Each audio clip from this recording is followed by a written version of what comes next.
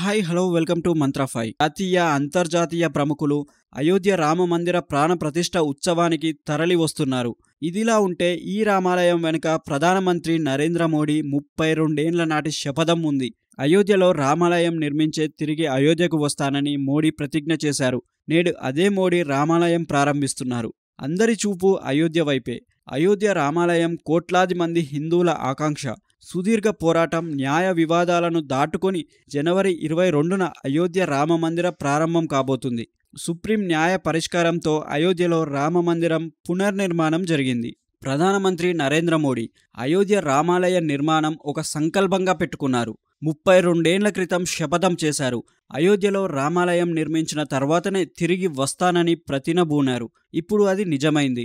నేడు కోట్లాది మంది ప్రజల సాక్షిగా మోడీ అయోధ్యలో రామ్లల్లాకు ప్రాణ ప్రతిష్ఠ చేయబోతున్నారు. 32 ఏండ్ల క్రితం మోడీ అయోధ్యకు వచ్చారు. నాడి అక్కడి పరిస్థితులను చూసి మోడీ ప్రతిజ్ఞ చేశారు. 32 ఏండ్ల క్రితమే మోడీ కన్యాకుమారి నుంచి కాశ్మీర్ వరకు ఏక్తా యాత్ర నిర్వహించారు. రామమందిరం గురించి సందేశాన్ని దేశమంతా వ్యాప్తి చేశారు. ఈ క్రమంలో అయోధ్యకు చేరుకున్నారు. రామ జన్మభూమి ప్రాంతంలో పర్యటనకు ప్రయత్నించారు. కానీ అక్కడున్న పరిస్థితులపై స్పందించాడు. జై శ్రీరామ్ నినాదాల మధ్య ప్రతిజ్ఞ చేశారు. అయోధ్యలో రామమందిరం కట్టినప్పుడే తిరిగి వస్తానని ప్రతినబూనారు. శరవేగంగా రామాలయ నిర్మాణం పూర్తి చేసిన మోడీ భవ్య రామ మందిరంలో బాలరాముడిని ప్రతిష్ఠించబోతున్నారు. ఈ మేరకు అయోధ్యలో ఏర్పాట్లు చేశారు. అతిథులు, సాధువులు ఇప్పటికే అయోధ్యకు చేరుకున్నారు. యావత్ ప్రపంచం చూపు ఇప్పుడు అయోధ్య వైపే ఉంది. ఇదిలా ఉండగా అయోధ్యలో బాలరాముడి ప్రాణ ప్రతిష్ఠ కోసం మోడీ అనుష్ఠానం చేస్తున్నారు. రామునితో అనుబంధం ఉన్న రామాలయాలను సందర్శిస్తున్నారు.